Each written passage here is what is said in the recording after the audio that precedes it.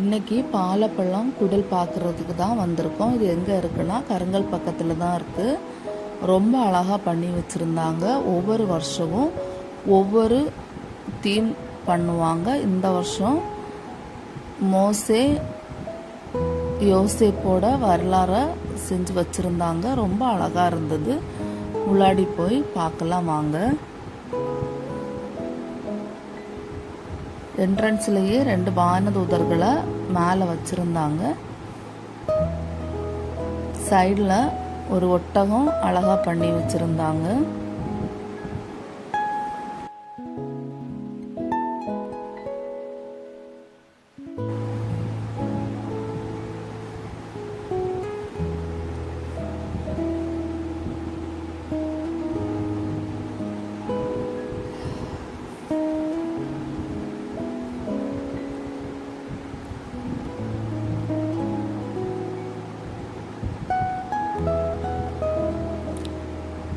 உள்ள என்ட்ரன்ஸில் 2 சைடும் வாட்டர் ஃபால்ஸ் வச்சுருந்தாங்க. ரொம்ப அழகாக இருந்தது பார்க்குறதுக்கு. சென்டரில் கயர் கட்டி விட்டுருக்காங்க. அது வழியாக தான் நம்ம நடந்து போய் பார்க்கணும் எல்லாத்தையுமே.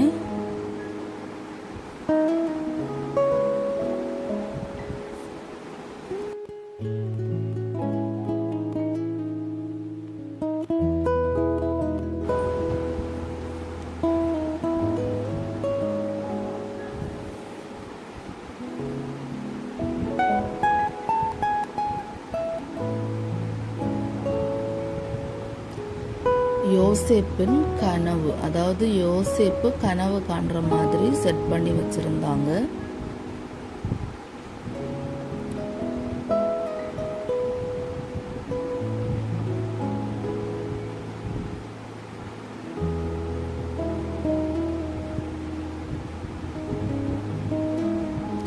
அதுக்கப்புறம் சகோதரர்கள் யோசேப்பின் மீது பொறாமப்பட்டு தண்ணி இல்லாத கிணத்துல தண்ணுற அந்த தீம் தான் வச்சுருந்தாங்க. ரொம்ப அழகாக இருந்தது.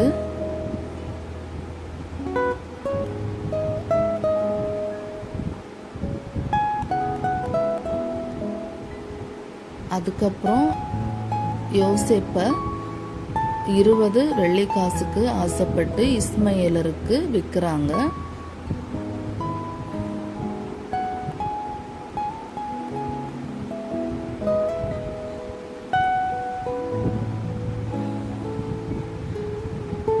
அவங்கள சிறையில் அடைக்கிறாங்க யோசேப்பை. அதுக்கப்புறம் அரசர் கண்ட காட்சி, அதாவது கனவுகளுக்கு யோசேப்பு விளக்கம் சொல்கிறது, அதெல்லாம் அவங்களுக்கு பிடிச்சு போய் யோசேப்பை ஆளுநராக நியமனம் பண்ணுறாங்க.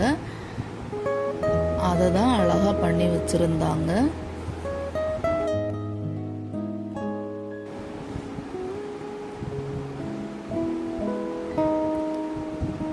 அடுத்ததாக மோசேயோட வரலாறை சொல்லியிருந்தாங்க. மோசேவை நைல் நதியில் விடுற மாதிரி, அதாவது நாணல் பெட்டிக்குள்ளே வச்சு விடுற, அதை தான் அழகாக பண்ணி வச்சுருந்தாங்க.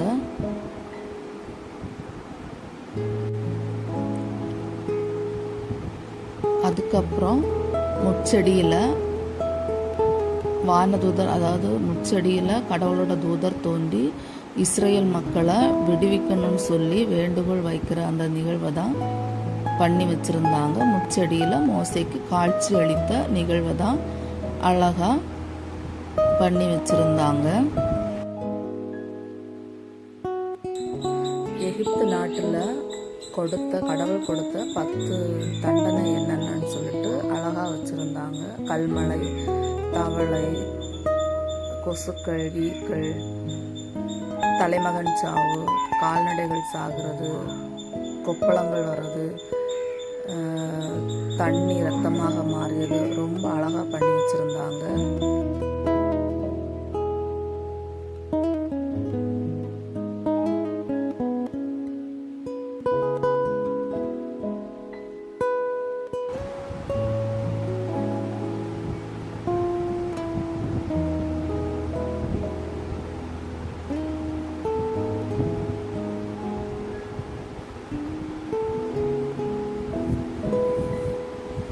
செங்கடல் இரண்டாக பிளந்து இஸ்ரேல் மக்களை மோசே எகிப்து மன்னரிடமிருந்து, அதாவது பார்வோன் மன்னரிடமிருந்து விடுவிச்சு கொண்டு போகிற அந்த காட்சியை தான் அழகாக பண்ணி வச்சுருந்தாங்க.